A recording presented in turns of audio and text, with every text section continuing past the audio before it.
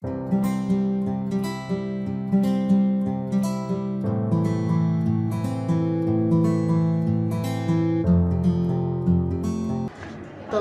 wabarakatuh. Perkenalkan, saya Yusmalina, CGP Angkatan 9 dari SMP Nurul Iman. Hari ini saya bersama Ibu Diba, Ibu Paradiba, guru SMP Nurul Iman, pelajaran IPS yang akan mengadakan pra-observasi yang akan dilakukan pengajaran. Assalamualaikum warahmatullahi wabarakatuh, Bu Diba. Waalaikumsalam warahmatullahi wabarakatuh. Alhamdulillah. Gimana kabarnya Ibu? Alhamdulillah baik. Alhamdulillah. Ya, hari ini mohon izin saya ingin mewawancarai untuk pra-observasi yang akan dilakukan oleh Ibu Diba dalam pengajaran. Tujuan ini adalah untuk supaya Bu Diba bisa lebih percaya diri dalam mengajar nanti di kelas. Oke, ada beberapa pertanyaan yang ingin saya sampaikan Ibu Diba mengenai observasi pada saat ini. Yang pertama adalah tujuan pembelajaran. Nah, tujuan pembelajaran yang Ibu Diba ingin capai itu seperti apa ya, Bu? Tujuan pembelajaran mata pelajaran IPS yang saat ini lagi materinya tentang perubahan sosial budaya, di mana lagi tentang globalisasi, yaitu dari dampak dari globalisasi tersebut adalah mengenai ada dampak positif dan negatif, sehingga tujuan pembelajarannya adalah ingin mencapai anak peserta didik mampu mengetahui dampak dari baik negatif maupun dampak positif dari globalisasi tersebut. Jadi selain itu juga ingin bisa peserta didik mampu mengkritisi atau menganalisis dari perubahan sosial budaya dari materi globalisasi. Oke, jadi tujuan Ibu Diba adalah ingin mengetahui ya sejauh mana anak itu dapat tentang dampak dari perubahan globalisasi. Oke, yang kedua adalah bagaimana mengkritisi gitu ya untuk globalisasi tersebut. Oke, area pengembangan apa nih yang hendak dicapai, yang ingin dicapai oleh Bu Diba? Area pengembangan lebih kepada ke peserta didiknya.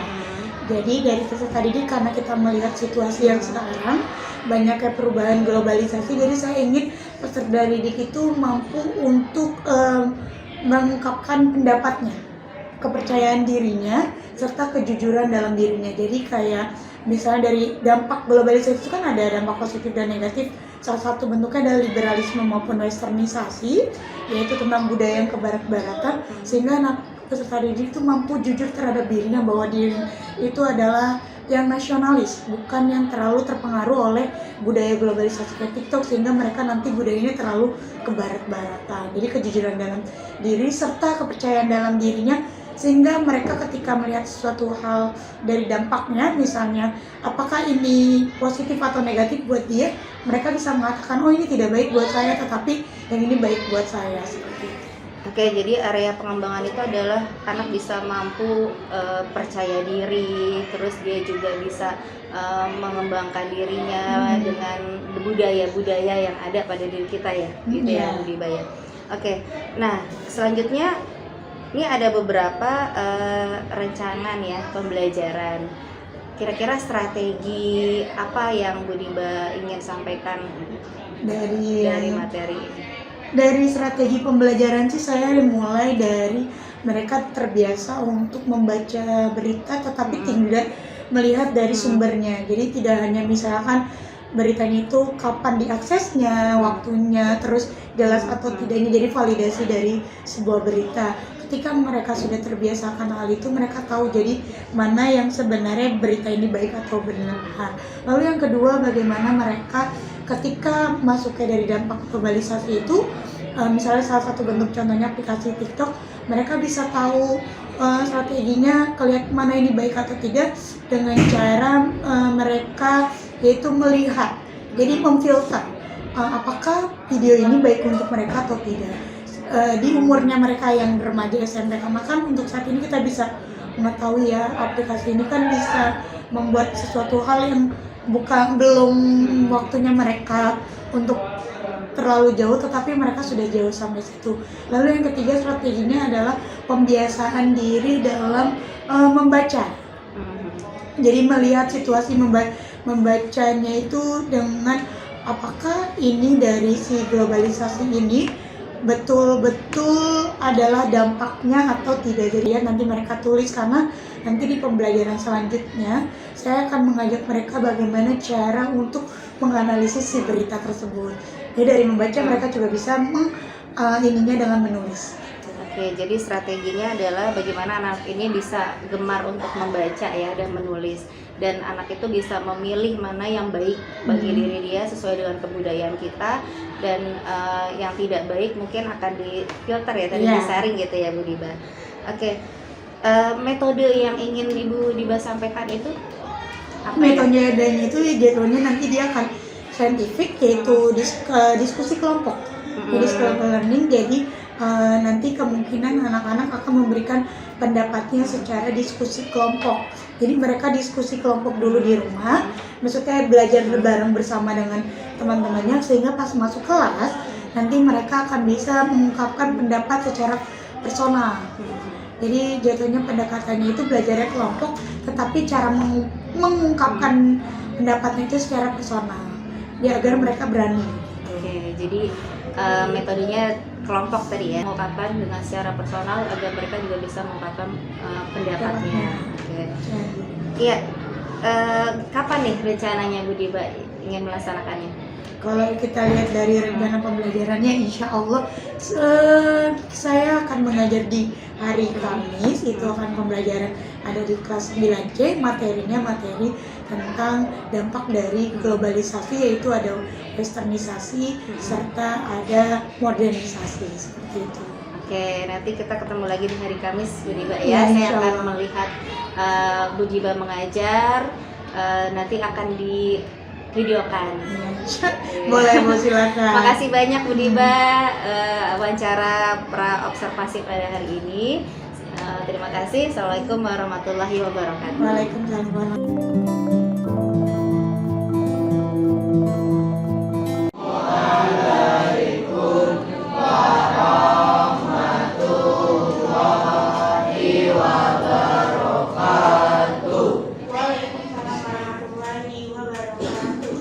Oke, selamat pagi semuanya. Hari ini yang tidak masuk siapa saja? Dari Warsen, Gina, Arayan, Akila, Bunga, David, Dwi Ari Wibowo, Fari Rizky Pratama, Fariski, Sakit, Fariski Sakit, Tiur, dan Fizia. Berarti yang tidak hadir ada 3 ya, Fariski, Morris, sama Fauzan. Fauzan terakhir. Iya. Hari ini kita akan mempelajari tentang perubahan perilaku dalam masyarakat sosial, yaitu ada globalisasi, modernisasi, dan westernisasi. Kemarin di minggu yang lalu kita sudah pelajari itu globalisasi. Ada yang tahu apa itu globalisasi? Kita review yang kemarin minggu lalu.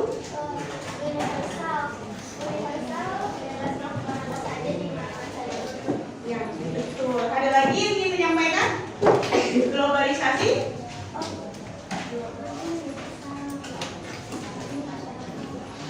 Ya, betul kata Radan, globalisasi adalah universal yang mendunia. Jadi, globalisasi ini adalah proses perubahan yang menuju seluruh di bagian lapisan dunia, dari segi ekonominya, politiknya, sosial, budayanya, pendidikannya, dan seluruhnya.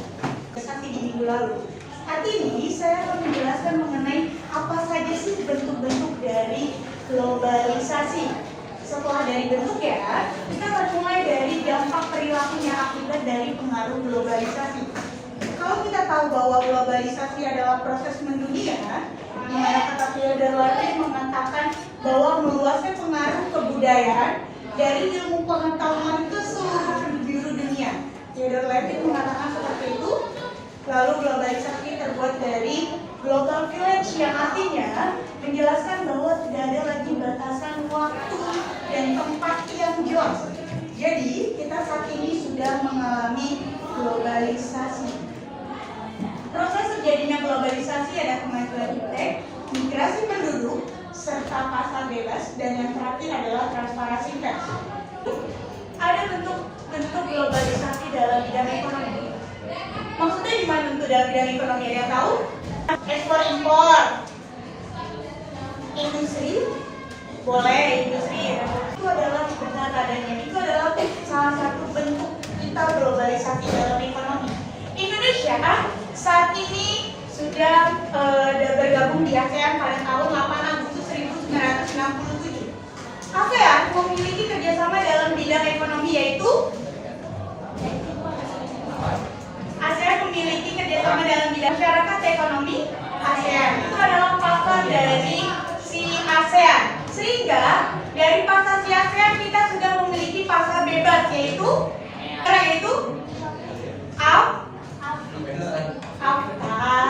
ASEAN Free Trade Area. Jadi Indonesia sudah melakukan perdagangan bebas.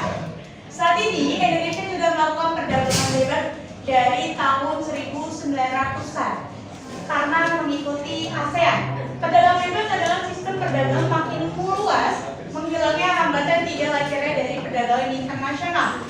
Jadi, maksud di sini adalah perdagangan untuk bisa kita jalur perekonomian uangnya arusnya itu biar bisa lebih cepat di seluruh lapisan dunia dengan cara mudah dan menggunakan pajak yang seminimal mungkin. Jadi dibantu prosesnya oleh pemerintahan. Kita sudah melakukan kerjasama nih dengan Amerika. Kita sudah melakukan kerjasama nih dengan Jepang.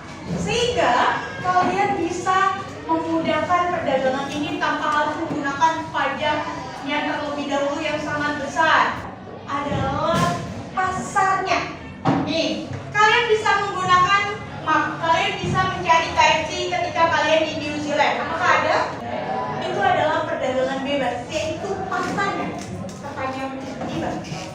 Adakah brand lokal yang sudah mendunia? Sudah mendunia? Kayaknya kurang jauh nih. Yang tahu sudah mendunia? Intinya apa? Banyak warteg di mana-mana. Jangan tahu. Makanan dari Padang itu sudah mendunia. Kita sudah ada di daerah Turki, kita sudah ada di daerah Jerman, kita sudah ada di daerah Amerika. Salah satu contoh bentuknya adalah warteg yang dimiliki oleh Ayudhya dan Tito Karnavian. Dia membuka warteg di kawasan Amerika. Ini yang dia perkenalkan. Jadi secara tidak langsung pemasaran dari brand kita sudah melakukan mendunia. Bedanya Bu, apa bedanya? Kan sama-sama ingin membantu dalam mencari informasi dengan cepat. Komunikasi juga gitu. Kalau iptek dan komunikasi secara langsung. Kalau iptek tidak. Ilmu pengetahuan dan komunikasi dalam globalisasi bedanya apa? Oke, kalau ilmu pengetahuan dan teknologi itu adalah bentuk dari perangkatnya. Sedangkan kalau komunikasi bentuk bagaimana caranya. Ya, jadi kalau ilmu pengetahuan teknologi misalnya kemudahan dalam komunikasi mendapatkan informasi. Handphone itu adalah globalisasi dalam bidang iptek. Tetapi ketika kalian kirim WA itu adalah globalisasi dalam bidang komunikasi. Oke, itu bedanya ya kan? Lalu ada globalisasi dalam bidang transportasi. Saat ini kalian kita tahu ya bahwa kalau orang Jakarta bilang saya rumah di Jakarta Selatan, tetapi saya bekerja di Jakarta Timur. Saya dari Jakarta Selatan ke Jakarta Timur harus memakan waktu sekitar 1 jam dari rumah. Menurut saya itu adalah dekat. Bagi orang Jakarta 1 jam itu dekat. Oke. Tapi saya bisa makan waktu lebih cepat menggunakan alat transportasi. Contohnya gimana? Motor, busway, kereta. Dari ketiga jenis motor, KRL maupun apa tadi? Busway. Mana yang lebih cepat? Motor. Semua alat komunikasi transportasi itu adalah salah satu barang dan jasa yang bisa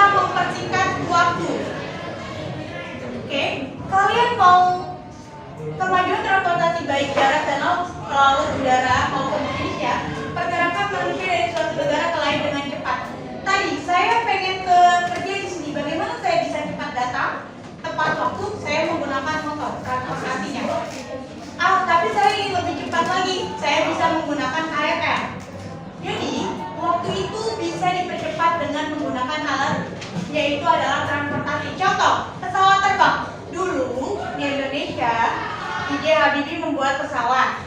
Dia cuma bisa membuat pesawat di daerah kawasan lokal. Ya, saat ini Garuda Indonesia bisa menerbangkan langsung ke negara tempat tujuan kalian.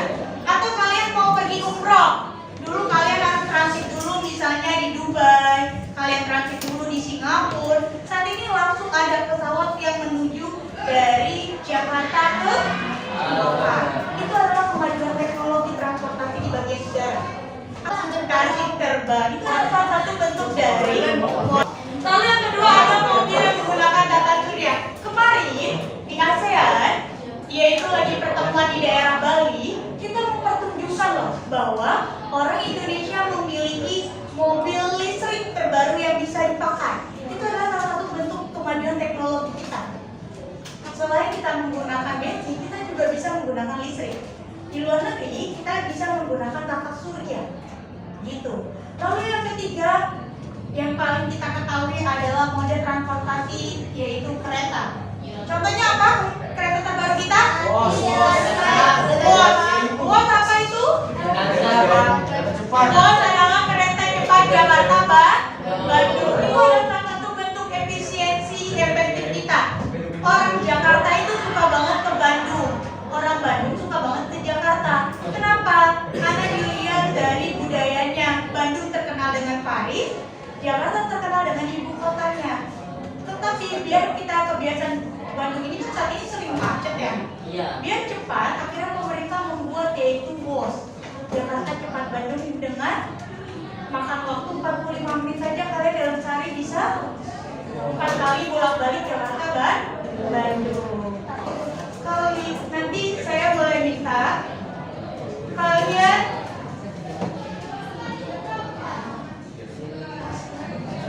kalian menganalisis.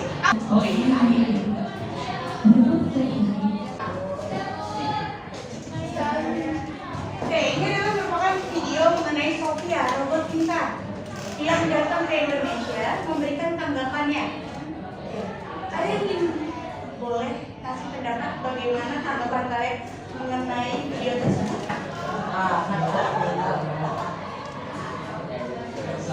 Iya, boleh ya, kita tahu kayak Kausar. Oke, Kausar, tadi Kausar, boleh? Oke, biar Kausar tahu. Tadi Kausar sudah menonton telenan mengenai wawancara antara si Inden dan si Sophia, robot paling pintar. Menurut Kausar, apakah Sophia termasuk dalam globalisasi? Kenapa? Apa buktinya?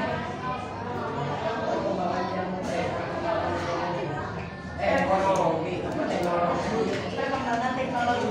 Sophia merupakan globalisasi dalam bentuk apa? Iya, dalam bidang apa?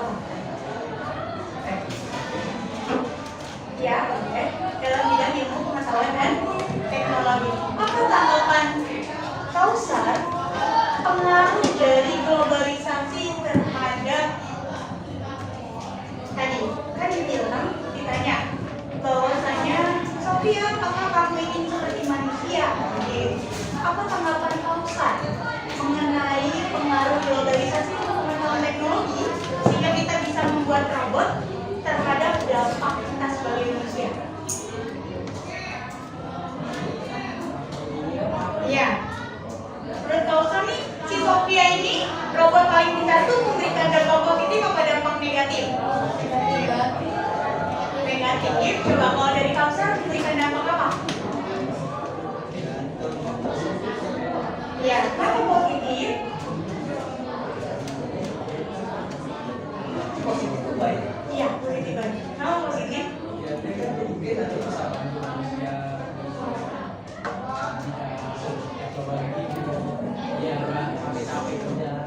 Oh, jadi adanya si Sophia ini bisa membantu kegiatan kita dalam sehari-hari. Oke, apakah bisa berpengaruh negatif terhadap manusia itu sendiri adanya si Sophia? Menggantikan manusia sehingga manusia menjadi Jadi tenaga manusianya tergantikan oleh si robot. Oke, terima kasih Kak Ustadz. Mungkin ada yang ingin melakukan pendapat lain selain Kak Ustadz? Arayan, jika Arayan melihat video tersebut, apakah itu bentuk dari globalisasi? Kenapa? Apa buktinya? Manusia bisa berkembang kita ini robot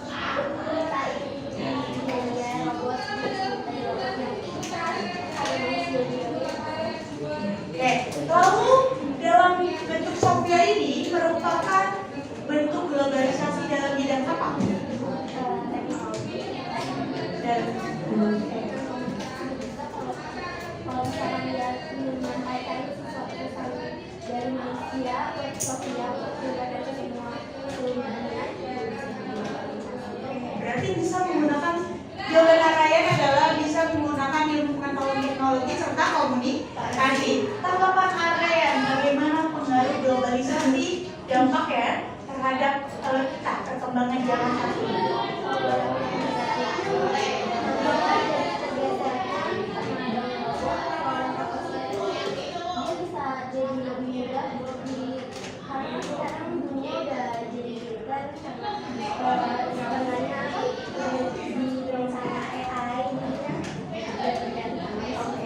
Terima kasih Arayan. Betul. Jadi bahwa si Sophia ini adalah bentuk dari contoh globalisasi yang nyata dalam bidang ilmu pengetahuan dan teknologi. Sehingga punya contoh lain. Mungkin kalian bisa menontonnya.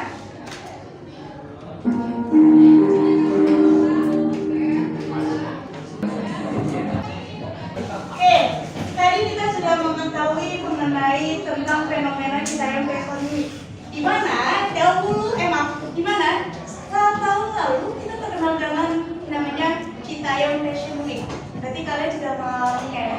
Bagaimana kalian bisa ke depan boleh dari laki-laki maupun perempuan memberikan tanggapannya mengenai hari. Oke, tadi boleh bisa namakan. Menurut kalian, apakah fenomena Citayam Fashion Week merupakan pengaruh dari globalisasi? Buktinya dengan namanya bahasa Inggris fashion ya. Oke, lalu kalau dilihat dari bentuknya, dia termasuk dalam bidang apa? Globalisasi dan bidang apa?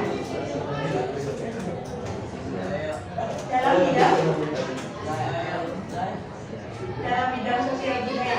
Oke, salah satu contohnya itu apa? Kenapa disebut dalam bidang sosial budaya?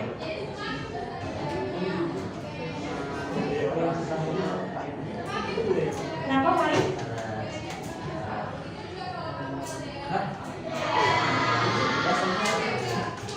Oh, karena fashion penampilannya.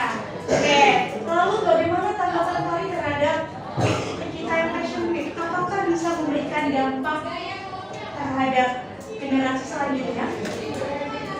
Apakah fashion week bisa memberikan dampak terhadap Farid? Enggak, kenapa enggak? Karena kamu gak ikut ikutan. Oke, terima kasih Farid. Mungkin dari yang coba Tiun ya. Coba, menurut Tiun fenomena Citayam Fashion Week itu globalisasi atau bukan? Iya, kayak lalu bentuknya apa dalam globalisasi? Sosial budaya. Lalu tanggapannya terhadap fenomena Citayam Fashion Week itu apa?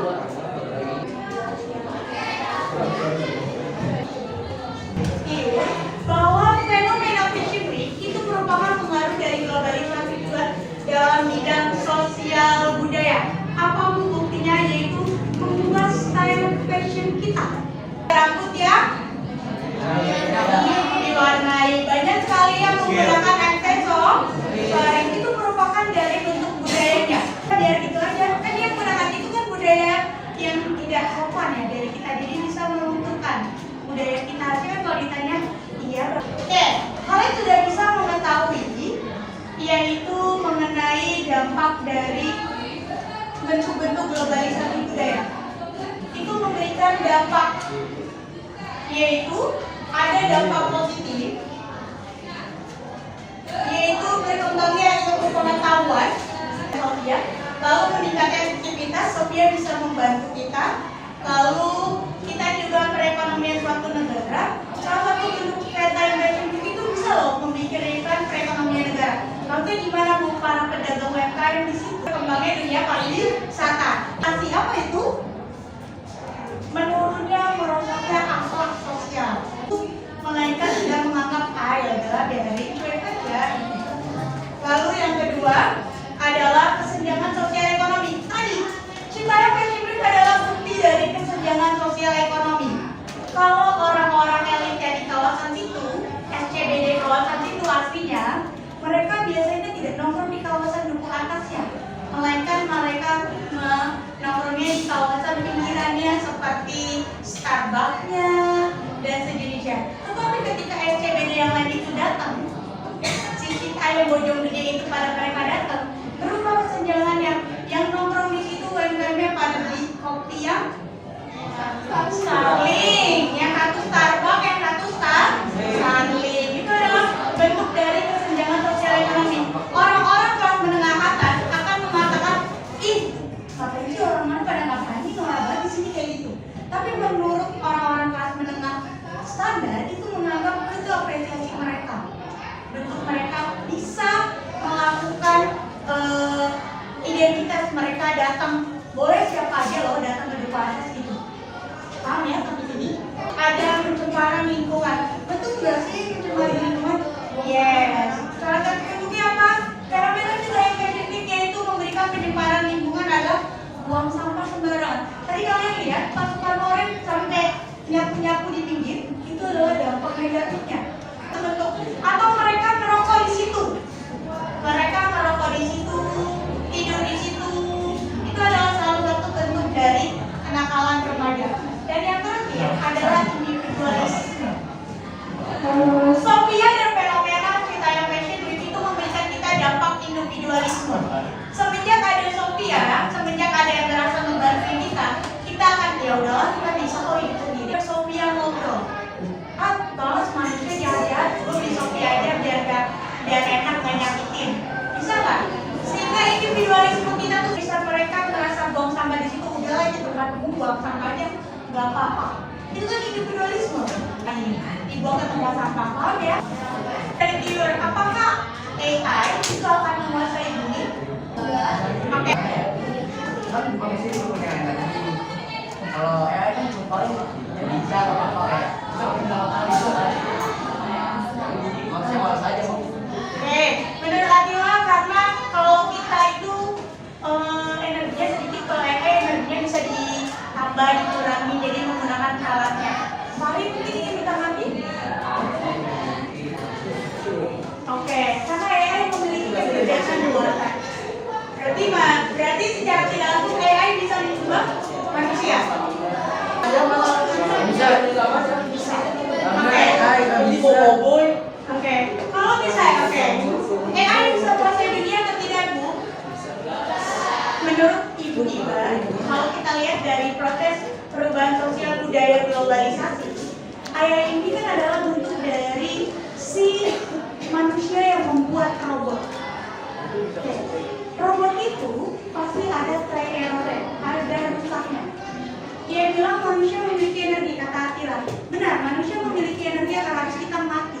Robot bisa kita matikan dalam waktu setahun atau 5 detik. Manusia punya akal, tetapi robot budaya yang bisa menguasai dunia. AI itu tidak mampu menguasai dunia secara perilakunya. Oke, kebiasaan adatnya. Oke. Dampak dari globalisasi saat ini adalah akan ada yang namanya modernisasi. Contoh modernisasi adalah dari segi pendidikan. Kita yang tadinya cuma bisa kayak gini nah belajarnya, kita sudah mulai bisa belajar melalui laptop. Selain itu, kita juga bisa komunikasi yang tadinya harus bertemu secara langsung. Kita bisa berkomunikasi ketemu secara tidak langsung. Pekerjaan yang tadinya si Sophia kita harus datang bekerja dengan baik, sekarang dengan Sophia kita bisa dengan mudah. Selain itu ada yang namanya westernisasi, yaitu gaya kebarat-baratan. Mulai munculnya budaya lokal, misalnya yang tadinya kalian makannya lontong, kalian ubah menjadi makan sushi. Yang pergaulan remaja semakin bebas. Yang tadinya kalian cuma nongkrongnya di rumah teman berubah menjadi nongkrongnya di Starbucks dan kawasannya. Lalu cara berpakaian yang meniru budaya barat yang tadinya pakaiannya panjang-panjang sekarang kekurangan bahan. Lalu penggunaan bahasa Inggris dalam kehidupan sehari-hari yang tadinya cuma baik bu menjadi oke bu, yang tadinya bilang terima kasih menjadi thank you. Tapi ada berapa? 6. Satu. Budaya.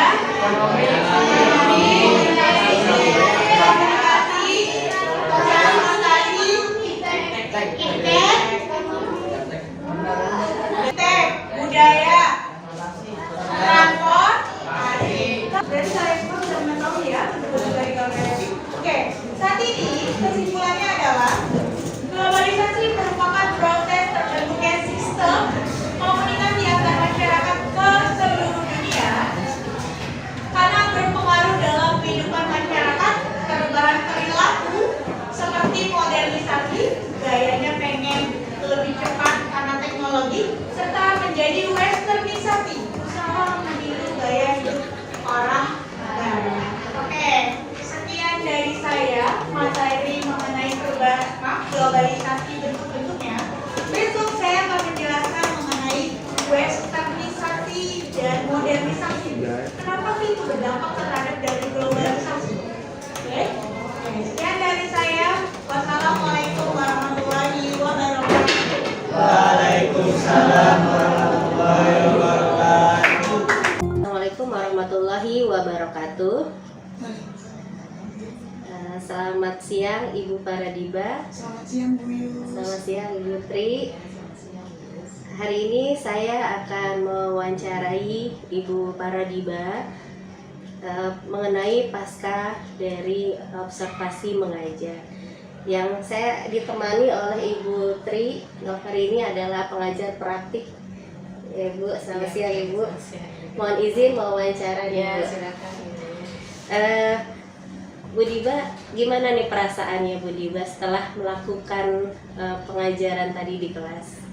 Alhamdulillah perasaannya senang, terus juga bangga ya, sama kepercayaan dirinya lebih meningkat lagi. Oh ya, jadi percaya diri meningkat ya Bu. Oke, bisa diceritakan kembali Bu Diba pengembangan yang Bu Diba lakukan di kelas tadi, Bu Diba mengajar?